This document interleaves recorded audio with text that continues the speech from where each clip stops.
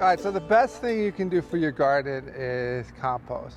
Whether you have clay soil or you have sandy soil, is compost, which is you're adding like huge amounts of broken down organic material. It's going to improve your nutrient holding capacity. So all the good things the plant loves, the soil's going to hold on to it for a much longer period of time to lower your need to fertilize. It's going to monitor your moisture much better. It's going to drain better if your soil doesn't drain, or it's going to hold on to water better. It's going to correct any problem you have with moisture holding. That's what compost is going to do. It's just going to, it gives a home for all of the life to live in. It's just putting up condos all across your garden for all of those microbes which turn material in the soil into nutrients for the plants that exchange it with the plants. Compost is going to do that. It's going to do all of those wonderful things. So when you start your garden, the best thing to do is add as much as you can. Right? When you start your garden, you may not have compost ready to go. So you may buy it in, and that's okay. But you want to put down as much as you can. You know, a minimum of 1 inch, the best would be putting 6 inches of it down. Cold composting and hot composting. And let's talk about why you would do one or the other. If you don't want to bother mixing it or making sure or taking care of your pile, then cold composting is the way to go. But cold compost, you got to make sure there's no weeds in it and that you don't need it for a couple of years, because it's going to sit for a very long time. But even in a cold composting pile, you don't want to put just a mat of greens because that's going to deflect the water. You're going to want to have a whole mixture of different brown stuff, corn stalks and different things, leaves. That's going to be a nice mix as you pile it up. So it's always good to have straw around, even if you're cold composting, just to kind of have a layer in between so that things will break down nicely and there won't be some big chunks. Now, if you want to do hot composting, and hot composting is going to make sure there's no bacteria. So if you have animal waste in your pile, it's very important to do a hot composting to kill bacteria. If you want to kill the weed seeds, it's very important to do hot composting. And you're just going to get your composting much quicker. You're going to get your compost quicker. It can take anywhere from a week to a couple of months with hot composting.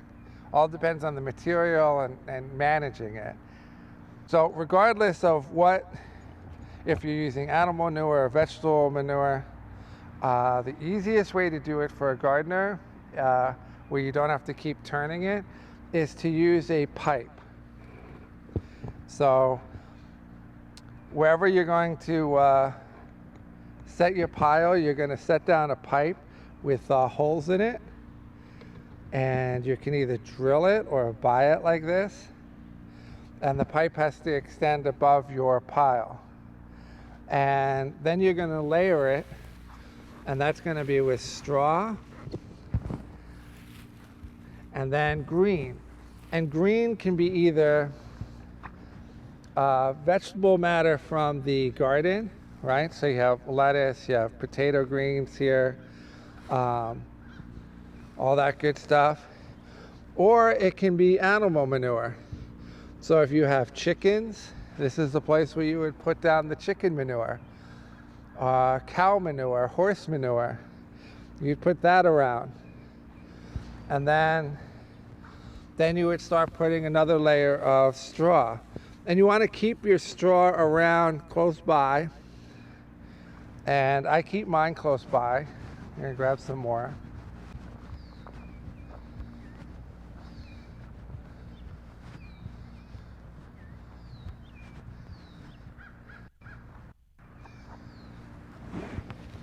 And so either you can build the pile all at once, or you build it slowly as you have waste. So let's say you have a big pile of chicken manure, then you can, begin your layering. But if you're doing it as you're have waste from the garden or from your kitchen, then you can put down your layer of straw, then you bring in more waste from the garden, and you just keep making a pile. And the size of your pile can be as big as you want it to be. You don't want it, if it's too small, it's not going to start composting. You're going to want at least 3 or 4 feet. But you can make it 8 feet if you need to. But what I would recommend is when you get to a nice height, 4, 5, 6 feet, then what you want to do is just start a second one and let this one compost and stop adding to it. And having 2, 3 piles going in succession, then you're going to have a compost when you need it, right? So you have a pile that you are getting compost from, one that's breaking down, and one that you're stacking. So the one you're taking the compost from, that's making the compost, that you're making a pile. So 3 piles is nice. It's a good number.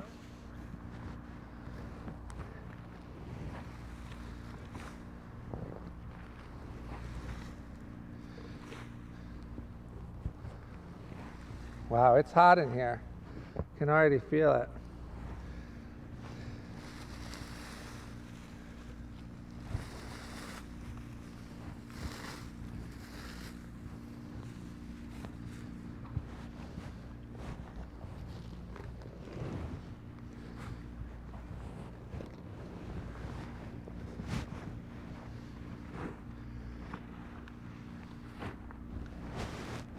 Okay, now when you come back, in a couple of days, you come back from your garden, you come back to your pile, it's going to sink, right? There's going to be a lot of air in there, and the weight is just going to bring it back down.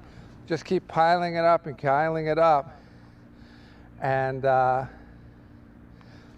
until you get to the top. Now, if everything is very, very dry, you want to have a hose nearby and just wet it down as you go through the layers, right? Because it's that combination of moisture and air and a balance of materials that's going to create the best compost. Now, when you've been composting it for a while, it's been a couple of months, and things have broken down, you can just check it. Just get inside the pile a little bit, right? Now, the first layer is probably not going to be broken down, but inside you're going to start to see where things start to get gooey, and then you're going to see soil, right, which is just compost, right? You can see all the nice soil in there, and the heat's going to be coming off of it. And then you're going to know that you're almost ready. When you're ready to, get the compost out of there, and you're going to see what it looks like. Now, you got to remember, this is a farm, so I use a lot, and I have big piles. But in your garden, you have the same thing. You'll have a pile that's finished,